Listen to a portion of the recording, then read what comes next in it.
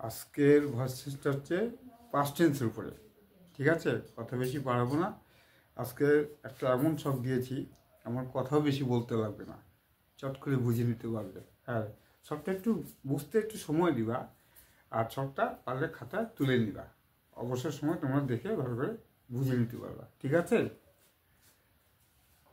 এখন long time ধরে video দেখার ধৈর্য মনে হয় অনেকেরই নাই, সেই জন্যই কথাটা বললাম।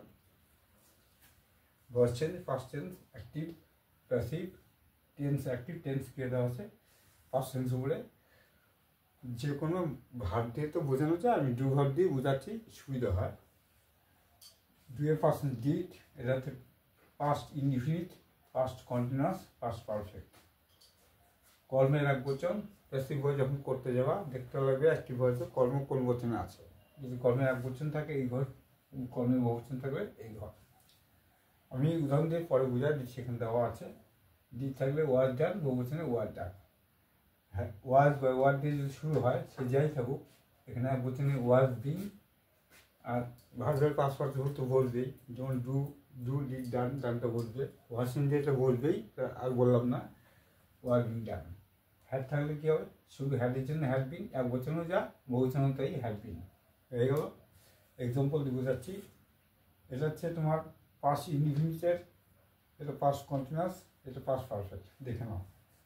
সোমেন রোড এ লেটার, এক বচন, এক বচনের জন্য কী বসে, এই চিহ্ন দেখা যাচ্ছে ওয়াজ।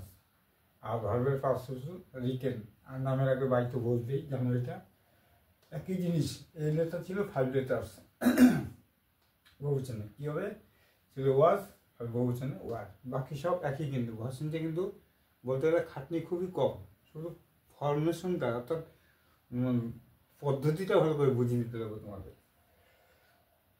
এটা হচ্ছে পাস্ট কন্টিনিউয়াস। মেকিং, তাহলে কিরণ ওয়াজ মেকিং এ প্রজেক্ট, তাহলে কী হলো, এক বছরের জন্য ওয়াজ, আর এই দেখো আইএনজি বসছে, আইএনজির জন্য বিং, বিংটা কথা বলতে তীর চিহ্ন দিচ্ছি, এই যে বিং বসছে, বসাতেই হবে, বাকি যা আছে তাই।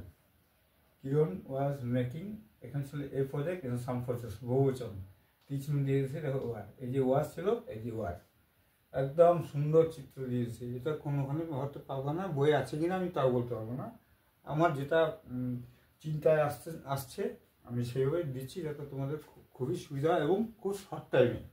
আমি থাম্বনেলেও লিখে দিচ্ছি যে খুব শর্ট টাইমে শিখতে পারবে। আচ্ছা, এটা হচ্ছে পাস্ট পারফেক্ট।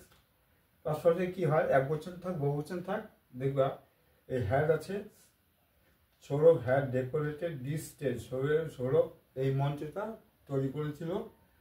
আর সৌরভ এখানে হচ্ছে ডিড স্টেজেস, এটা হচ্ছে ডি স্টেজ এই মঞ্চটি, আর ডিড স্টেজেস এই মঞ্চগুলো, এক বচন বহুবচন, দেখো কী লেখা আছে, the stage had been decorated by Sourav, আর ডিড স্টেজেস দেখো হ্যাড বিন কিন্তু একই বসে, অর্থাৎ এক বচন বহুবচনে হ্যাডের কোনো চেঞ্জ করতে হবে না, ওখানেও হ্যাড বিন, এখানেও হ্যাড বিন, এই ফরমেশনটার উপরেই থাকলো।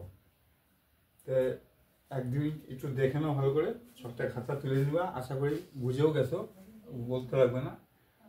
একটু সময় দিয়ে তোমাদেরকে সবটা দেখতে লাগবে, আর খাতায় অবশ্যই তুলে নাও। ভিডিও তো আর বারবার দেখার সুযোগ পাবে না, ভালোও লাগবে না দেখতে।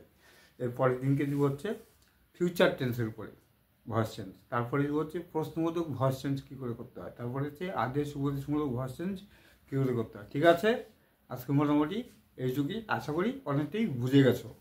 ঠিক আছে।